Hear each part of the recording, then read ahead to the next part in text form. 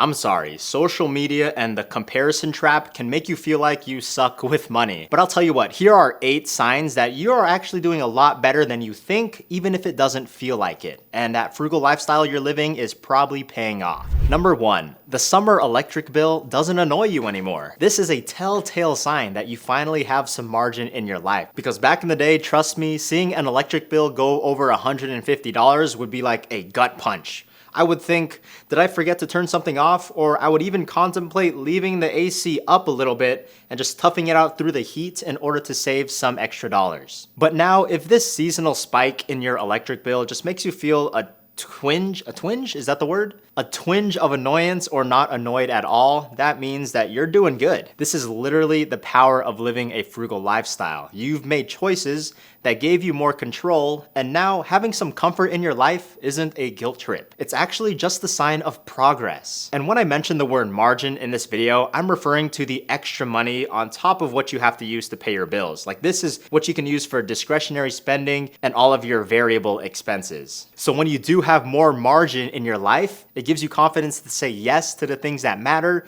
and gives you confidence to say no to the things that don't add value to your life. So if you watched my videos before, you know I like to hear from you. So let me know in the comments, what are some bills today that once annoyed you but no longer bother you at all anymore? Number 2, you stopped creeping. And the type of creeping I'm referring to is lifestyle creep. This is a clear sign that living your frugal lifestyle is not only changing your outside environment, but it's also changing you internally. Frugality is more than just saving money and being a cheapskate. When you're frugal, you're being intentional about where you spend your money. You focus on things that matter to you and you ignore things that don't. And when you do this consistently, you'll notice that lifestyle creep just doesn't tempt you anymore. You're no longer chasing upgrades anymore just because your income went up. Even if you got a new job, cool. But you're not immediately buying a new car, and if you got a raise, that's great, but you're not choosing to move into a new luxury apartment because you can. If you've been focused on things of value, then you've built a sense of contentment that protects you from this pressure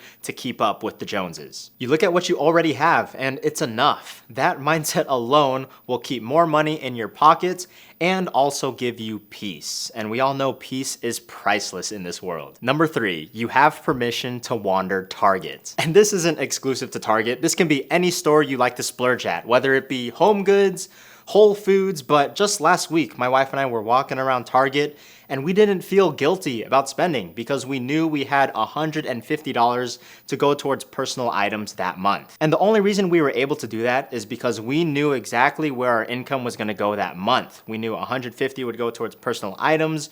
We knew this amount would go towards groceries. We knew this other amount would go towards our subscriptions. And that is the exact point here. If you are doing well financially, then you have confidence that every dollar you make has a specific job. Like, honestly, you're killing it if you know where your income is going each month, whether this portion is covering bills, this portion is going to your emergency fund, or this portion is going to investments. This is a sign that you now control your money and your money is no longer controlling you. Later in this video, I'll show you exactly how I organize my money and how every dollar now has a job. I'll show you the platforms, the software, the bank accounts I use, but I'm curious, what do you use to track your money and where do you keep your budget?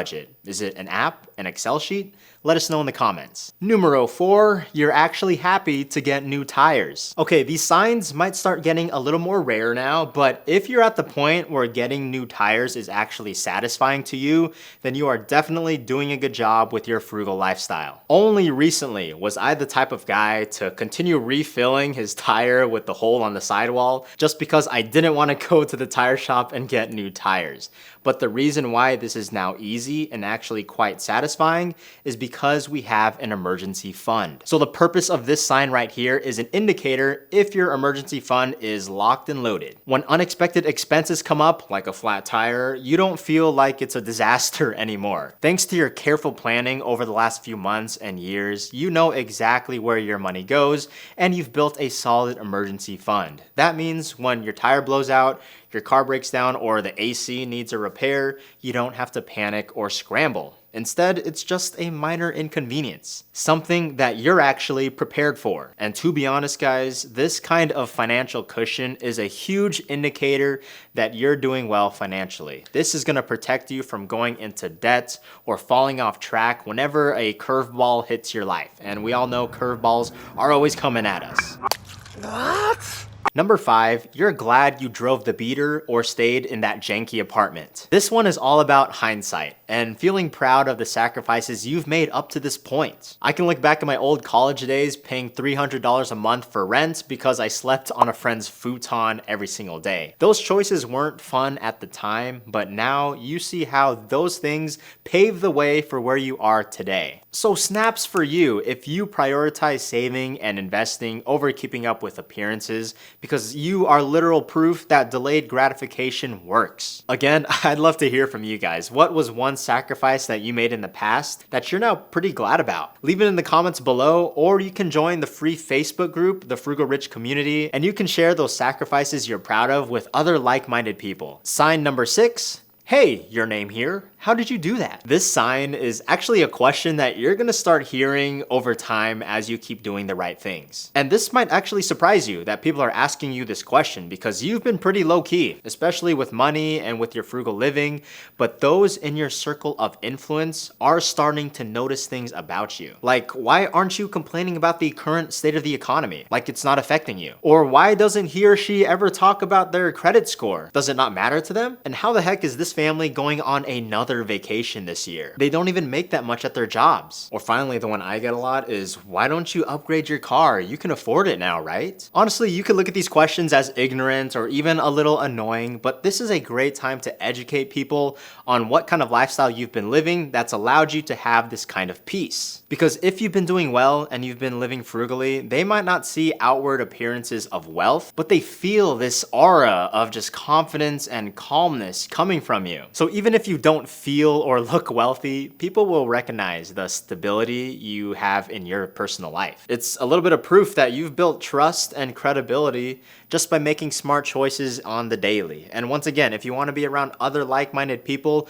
who make these weird choices like you, then join the free Facebook group, link in description. The next sign that you're doing well financially is that you don't just talk about investing, you actually do it. In 2025, we live in a world of yappers, people who talk the talk, who love to have heated conversations about cryptocurrency, the state of the economy, macroeconomics. Like, people are so quick to argue about small things like expense ratios, financial advisor fees, all that. But in reality, the biggest difference to you being wealthy or not is you investing or not. It reminds me of the fitness industry as well too. People will argue about the best diet, how to optimize your body. Is red light therapy good? Is it worth using a sauna and cold plunge? But in reality, the big things that matter is that you are exercising and you are watching what you eat. So if you actually have money invested into the market, whether it be through index funds or mutual funds, then you are doing way better than most people. And of course, it makes it so much easier to start investing if you automate it. And like I said earlier, I want you to know exactly how I track my money, how I invest automatically, and I'm sharing all of that for free in my 5-day automation challenge. It's gonna be 5 days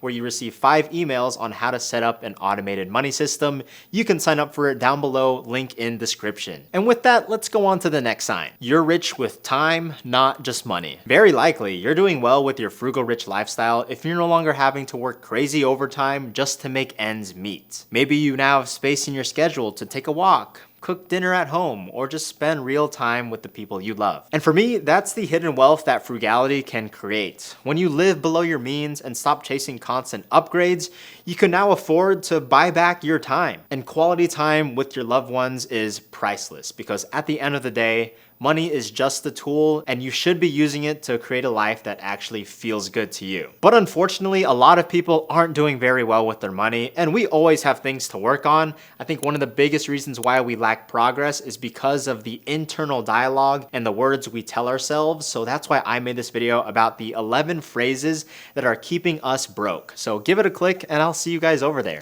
Peace.